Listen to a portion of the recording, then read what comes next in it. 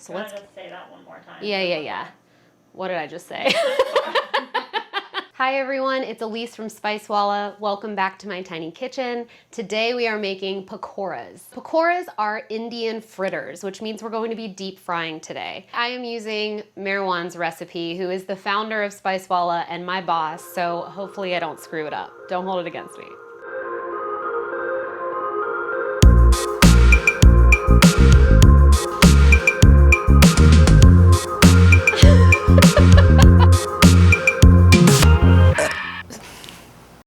So I've actually never made pakoras before. This is gonna be something new for me. We'll learn together, but the method of deep frying coming from the South is something I'm very familiar with. So I'll be giving you some tips on how to get the best crispy golden pakoras using some things that I've learned about deep frying over the years. And we're gonna be experimenting with different ingredients, so it might get a little weird. Stay till the end, I'll show you how to make a green tomato pakora sandwich. It's gonna be really good.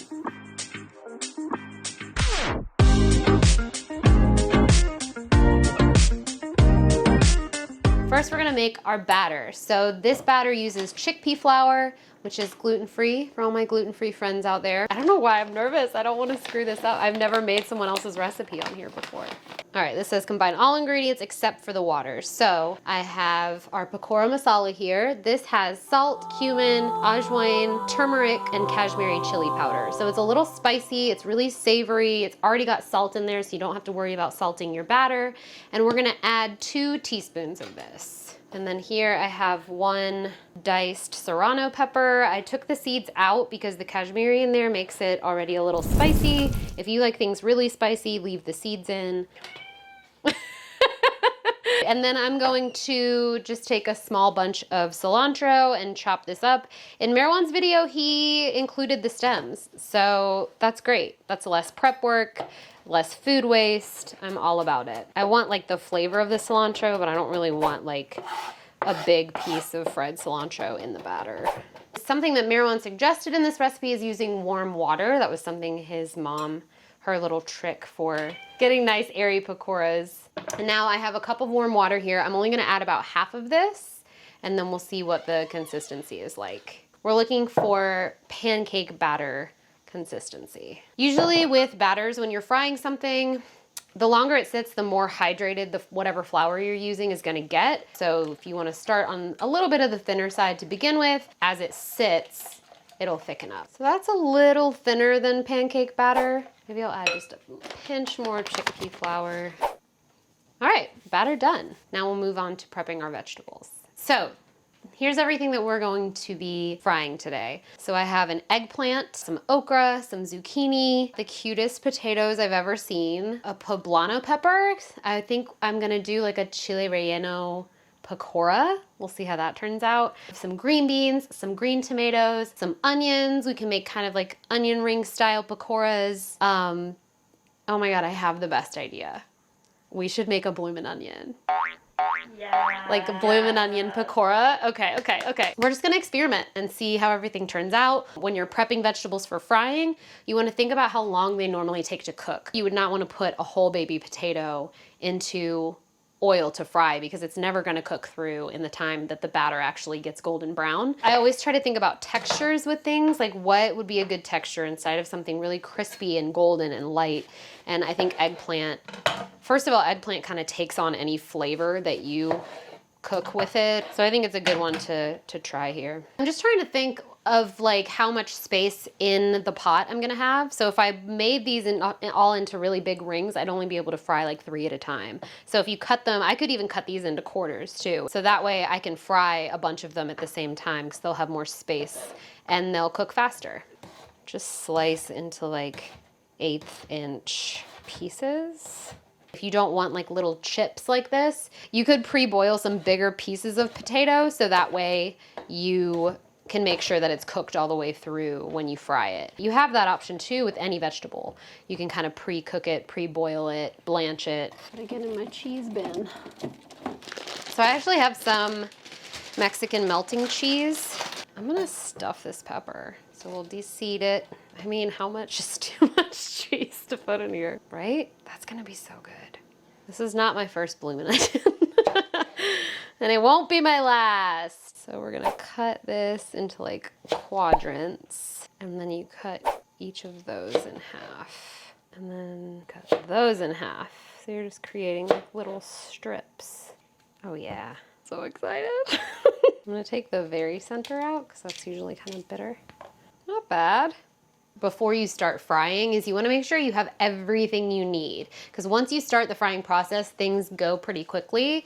So I have a sheet tray here with some cooling racks and some paper towels underneath it, so when things are coming out of the fryer, I can easily put them there and the extra oil can be absorbed with the paper towels. I have all my veggies prepped and ready to go. So you want to think of like the flow that you're going to do things. So you're going to pick up the veggies, dip them in the batter, immediately go into the pot. All right, so the most important part of frying is making sure you're using the right oil. So every different type of oil has a different smoke point. So you want to make sure you use a very high smoke point oil. So that is vegetable oil, canola oil.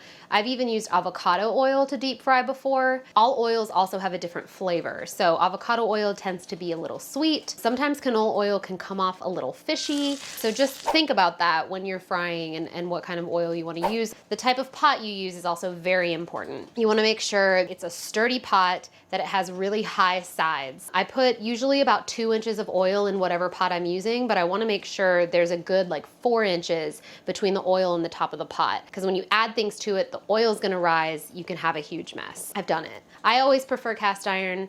It just distributes the heat more evenly. It keeps the oil hotter for longer. The other thing that I want to mention today is using an infrared thermometer. You can use a candy thermometer, a fry thermometer.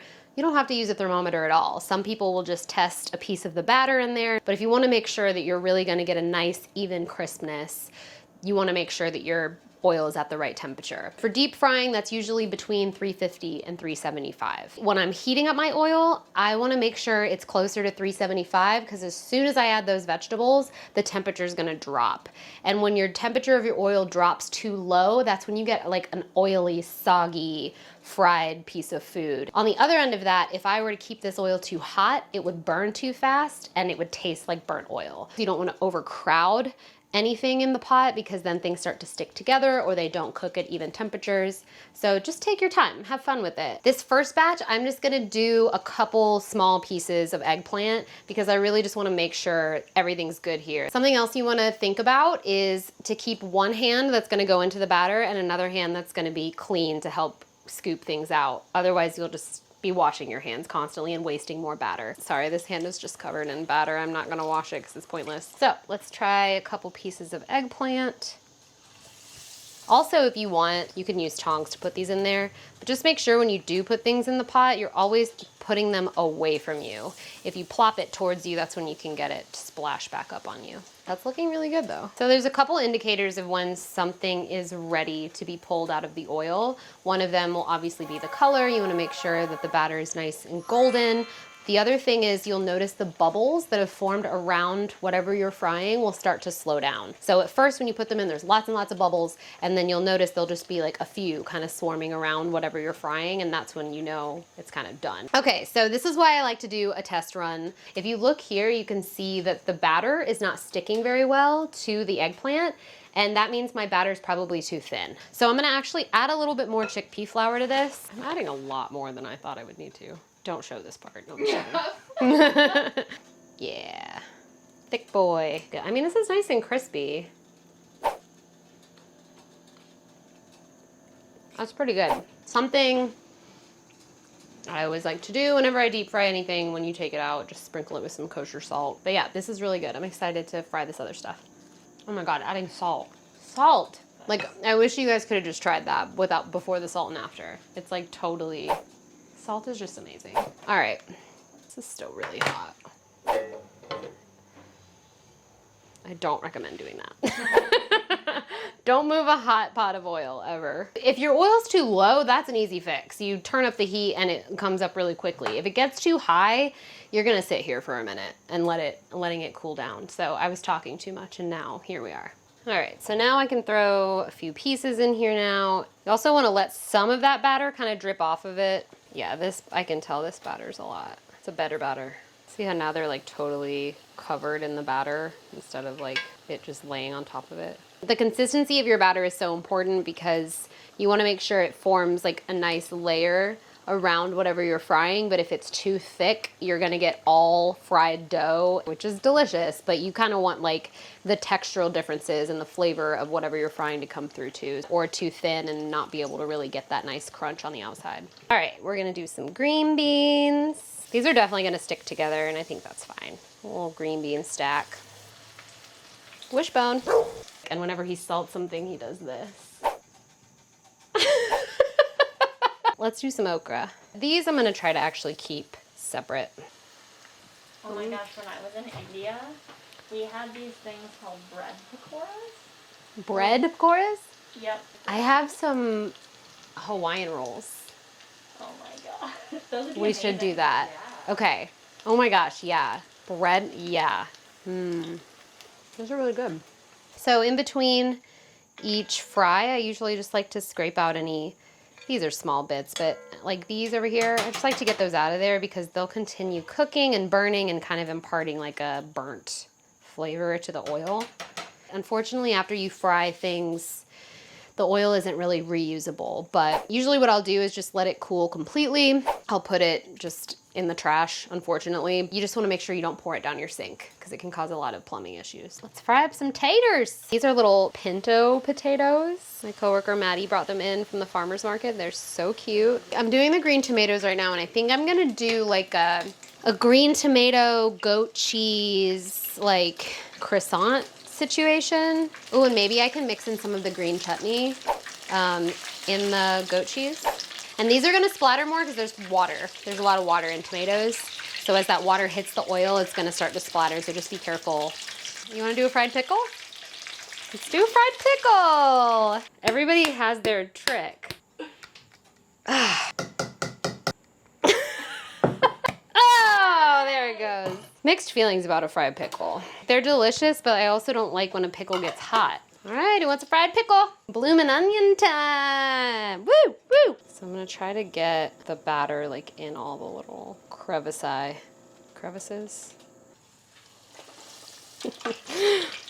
don't know if Meherwan would think this is a good idea or a bad idea. Oh yeah! Indian bloomin' onion. Poblano time. All right, I'm just gonna go for it. Yeah, corn dogs and fried chicken I think are perfect foods. Should I do like two together?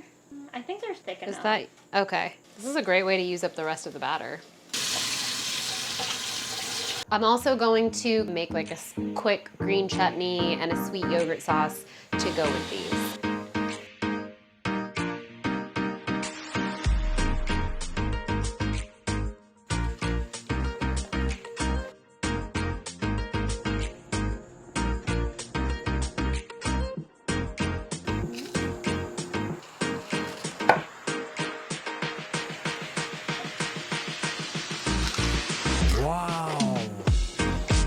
So I have a little bit of goat cheese that I just kind of use the back of the spoon to soften it. And then I'm gonna actually add a little bit of this green chutney. We're gonna make a quick little sauce for our sandwich. So I have a little mini croissant that I'm gonna spread this goat cheese on both sides. And then we'll add one of our green tomato slices. Let's add two. And there's a quick little fried green tomato sandwich. So that is how you make pakoras. I hope you guys try this recipe at home. It's really fun. As you can see, you can experiment with a lot of different things. I don't think I can eat any more fried food today, but I will tell you guys this is delicious, so please try it. Let us know in the comments what you want to make a pakora out of. Make sure to like and subscribe, and we'll see you next time in the tiny kitchen. Here's the crispy. You have food in your bowl that you're not eating. Not deep fried, Mom. And I put special stuff in it for you.